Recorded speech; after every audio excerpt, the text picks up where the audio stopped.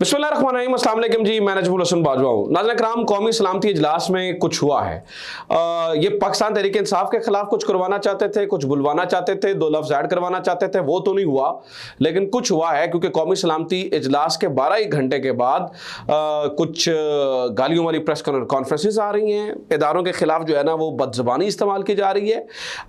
इस वक्त जो है ना वो जावेद लतीफ़ ने एक बड़ी जो है ना वो शदीद किस्म की प्रेस कॉन्फ्रेंस की है, जिसमें उन्होंने अदलिया को तो रगड़ा ही है, साथ में जो है ना वो हमारे जो कौमी सलामती के इदारे हैं उनके खिलाफ भी जो है ना वो मुख्तलिफ किस्म की जो है ना वो बातें की गई हैं। खुद ये मान रहे हैं कि हमारे खिलाफ जो है ना वो टॉर्चर हुआ और जो इलेक्ट्रॉनिक डिवाइसेस के साथ टॉर्चर हुआ और इस तरह की चीज़ें की जा रही हैं। तो कुछ तो हुआ है। खबरें ये हैं नाज़रीन किराम के इस कौमी सलामती इजलास के 12 घंटे के बाद शहबाज शरीफ साहब को मजीद 2 झटके लगे हैं, मजीद 2 चीज़ें हुई हैं और इनने कौमी सलामती इजलास के अंदर कुछ ऐसा हुआ है जिससे पाकिस्तान मुस्लिम लीग नून और पाकिस्तान पीपल्स पार्टी दोनों 8-10 घंटे बाद ही बिल्कुल ऑपोजिट डायरेक्शन में जो है ना वो चलना शुरू हो चुके हैं। तो मोस्ट प्रोबेबली जो अंदर से खबरें आ रही हैं कि वहां पर क्या हुआ, अभी एकदम से जो है ना वो इनको चीजें क्या होगी, किस तरह से जो है ना वो इन्हें कहा गया है कि अब आपकी मजीद मदद नहीं की जाएगी, आप जो है ना वो अदलिया के फैसलों का एहतराम करें, कम से कम मुल्क में केओस ना हो। ये सारी चीजें इस वक्त दिलचस्प सूरत हाल पैदा कर रही हैं। नाज़रीन किराम, इस वक्त 3 चीजों को मिलाकर जो है ना वो देखने की जरूरत है। बड़ी मजेदार चीजें हैं मेरे पास शेयर करने के लिए आज आपके साथ। 3 चीजों को इस वक्त जो है ना वो मिला के देखना पड़ेगा। नंबर 1, कौमी सलामती का अलामिया। नंबर 2, पाकिस्तान मुस्लिम लीग नून का उसके बाद मौक़िफ़। और नंबर 3, पाकिस्तान पीपल्स पार्टी का उसके बाद मौक़िफ़।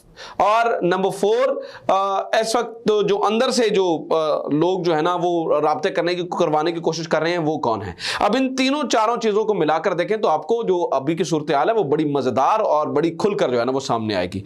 कौमी सलामती कमेटी के एलामिया के अंदर बात सिर्फ और सिर्फ आपको अंदाज़ा ही है कि सिर्फ सिक्योरिटी के ऊपर जो है ना वो की गई, सिक्योरिटी तक जो है ना वो महदूद रखी गई। इसके बाद कोई जश्न नहीं मना। आपको याद होगा जब इमरान खान ने कौमी सलामती कमेटी का एलामिया उसके बाद जारी हुआ था तो एक बड़ा माहौल बन गया था ना, इमरान खान के मौक़िफ़ की जीत हो गई थी। तो ये भी कुछ इस तरह की प्लानिंग करके बैठे थे। हमारी इतलात ये है कि नून लीग की सोशल मीडिया टीम्स को मुकम्मल रेडी किया गया था, उन्हें कंटेंट दिया गया था कि जो ये एलामिया आएगा उसके बाद आपने प्रोपोगेट करना है कि हमारे हक में ये हो गया, फुना हो गया, ढिमका हो गया, इन तहरीक इंसाफ को तो रिजेक्ट कर दिया गया और ये हो जाएगा। और सुप्रीम कोर्ट के बारे में बातें लिखी गई थी, लेकिन वो पूरे का पूरा प्लान जो है ना वो फेल करना पड़ा, क्योंकि उसके ऊपर जाना ही नहीं पड़ा। इन जो सोशल मीडिया को कंटेंट ही नहीं मिला। नून लीग का जो सोशल मीडिया सेल है उसके लिए जो कंटेंट रेडी करके रखा गया था वो सारे का सारा जाया हो गया, वो सारी की सारी चीजें जो है ना वो खराब हो गई, क्योंकि उसकी जो है ना वो नौबत नहीं पड़ी। अब लेकिन उससे कुछ उलट हुआ नाज़रीन किराम, कुछ उलट ये हुआ कि अभी जैसे मैं आपको बता रहा हूं कि जावेद लतीफ़ साहब की प्रेस कॉन्फ्रेंस, उसके अलावा आप कल से पाकिस्तान अब जावेद लतीफ़ साहब का जो करैक्टर है ना वो बड़ा थोड़ा सा ना मुख्तलिफ किस्म का करैक्टर है। वो करैक्टर क्या है कि जब भी किसी को सख्त ज़बान के अंदर जवाब देने की ज़रूरत होती है या किसी शख्सियत के खिलाफ या किसी इदारे के ऊपर बात करवानी होती है और सख्त ज़बान इस्तेमाल करनी होती है और ये मैसेज देना होता है कि जो है ना वो नवाज शरीफ साहब के रिप्रेजेंटेटिव बोल रहे हैं, तो जावेद लतीफ़ साहब को सामने लेके आ जाता है। जो अभी जावेद लतीफ़ साहब ने प्रेस कॉन्फ्रेंस की है वो उसकी तो जरूरत ही नहीं पड़नी चाहिए थी।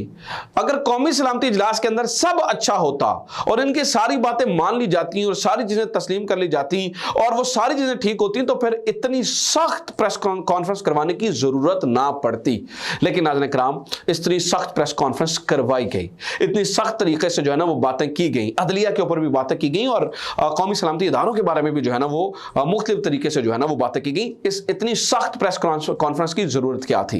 अच्छा, एक तरफ नून लीग का और उसमें पर्टिकुलरली ये कहा गया कि जो चीफ जस्टिस के खिलाफ रेफरेंस किया है वो नवाज शरीफ साहब उसके पीछे खड़े हैं। इसके ऊपर अंदर जो है ना वो पर्टिकुलरली कहा गया कि जो कुछ हो रहा है और जिस तरह से चीजें हो रही है, नवाज शरीफ साहब इसका जो है ना वो और जो चीफ जस्टिस से रिजाइन मांगा जा रहा है, नवाज शरीफ साहब उसके पीछे खड़े हैं। अब यहां पर एक मजेदार ट्विस्ट और टर्न देखिए, यहां पर आपको मजेदार ट्विस्ट और टर्न मिलेगा जिससे जो चीजें हैं ना वो आपको वाज़ेह होती हुई नजर आएंगी।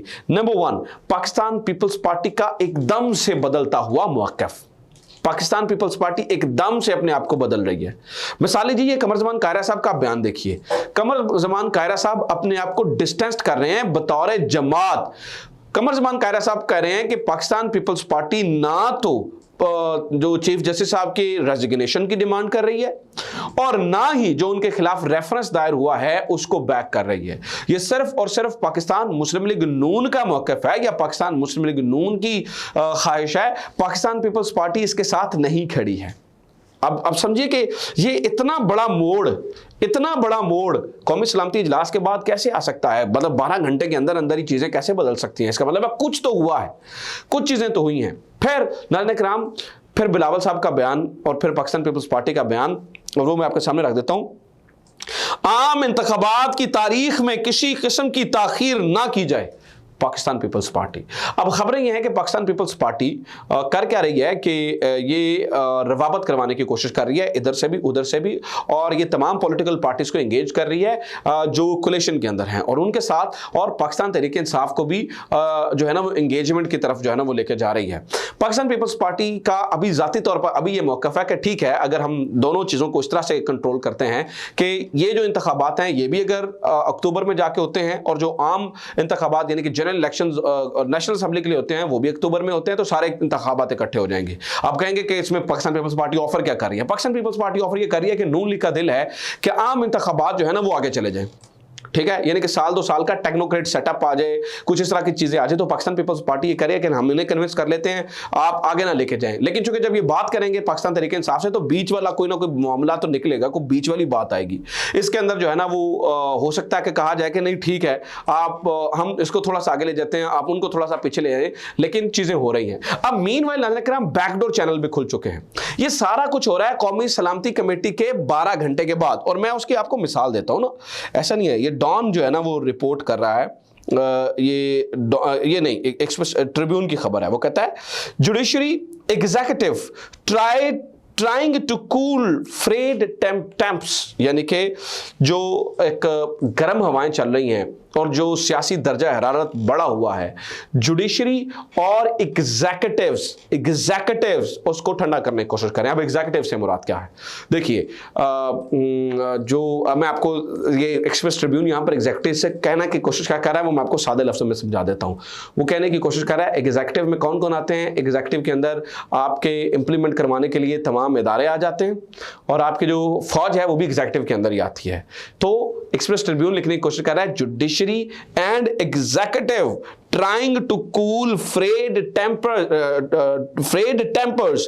तो जो एक काम खराब हुआ है उसको वो ठंडा करने की कोशिश कर रहे हैं। इसका मतलब है, इस खबर के आगे तफसील में जाकर वो कह रहा है कि बैकडोर चैनल खुले हुए हैं। तो इसका मतलब एक्सप्रेस ट्रिब्यून उस खबर की तस्दीक कर रहा है जो खबर मैं आपको 2 दिन से दे रहा हूं कि रवाबत हुए हैं, इधर से उधर से मामलात जो है ना वो आगे बढ़े हैं, एक दूसरे की बात सुनी गई है, पाकिस्तान तहरीक इंसाफ के वहां पर राबते हुए हैं, एक दूसरे के साथ थोड़ी सी चीजें जो है वो नेक्स्ट लेवल पर गई हैं, चीज़ों को जो है ना वो ठंडा करने की जो है ना वो कोशिश की गई है।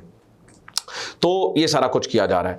अब नाज़रीन किराम, एक तरफ ये है मामला, ठीक है, और ये सारा कुछ हो रहा है। दूसरी तरफ आप ये देखिए कि तकरीबन 10 दिन बचते हैं चीफ जस्टिस ऑफ पाकिस्तान के पास कुछ अगर कुछ बड़ा होना है तो वो 10 दिन है।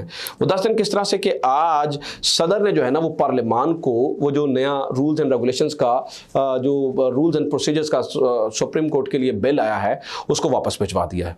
उसके लिए 10 दिन है, 10 दिन के बाद ये बजाते खुद कानून बन जाएगा और उसके बाद अगर कानून बन जाता है तो फिर जो बेंच बनाने का इख्तियार है वो ऑब्वियसली 3 जो सीनियर 3 जजेस के पास चला जाएगा और सो मोटो की पार भी जो है ना वो इसी तरह से जो है ना वो डिवाइड हो जाएगी। तो 10 दिन के अंदर जो है ना वो चीज़ें हो सकती हैं। अब 10 दिन के अंदर जो है ना वो सुप्रीम कोर्ट को भी देखना होगा कि ये जो जितनी कंट्रोवर्सी बढ़ी हुई है उसको किस तरह से ख़त्म करना है। हो सकता है कि इन 10 दिनों के बाद फुल कोर्ट बन जाए। हो सकता है कि जो ही मामला जस्टिस तारिक, जस्टिस काजी फायज़ ईसा या जस्टिस बंदयाल के पास जाता है तो उसके ऊपर फुल कोर्ट बन जाए और फिर से एक लंबी हेयरिंग जो है ना वो शुरू हो और मामला जो है ना वो किसी तरफ आए जिसके अंदर तमाम जजेस बैठें और बैठ कर जो है ना वो फैसला हो कि चीज़ों को किस तरफ लेकर जाना है। लेकिन इन तमाम चीज़ों से नाज़रीन किराम एक चीज़ तय होती है और एक चीज़ पता चलती है कि नून लीग के ख्वाहिशात के मुताबिक कौमी सलामती कमेटी के अंदर जो ये चाह रहे थे इनकी ख्वाहिशात के मुताबिक नहीं हुआ, चीज़ें इनकी ख्वाहिशात के मुताबिक नहीं चली, लिहाजा अब ये जो है ना वो घबराए हुए हैं। लिहाजा अब ये गड़बड़ाए हुए हैं, लिहाजा ये फ्रस्ट्रेटेड होकर प्रेस कॉन्फ्रेंसेस कर रहे हैं और इदारों के ऊपर जो है ना वो कीचड़ उछालने की कोशिश कर रहे हैं। तो ये अब तक हो रहा है, मज़ीद चीज़ें आती हैं तो मैं आपके साथ मज़ीद भी शेयर करता हूँ। अपना ख्याल रखिए, खुदा हाफ़िज़। पाकिस्तान जिंदाबाद।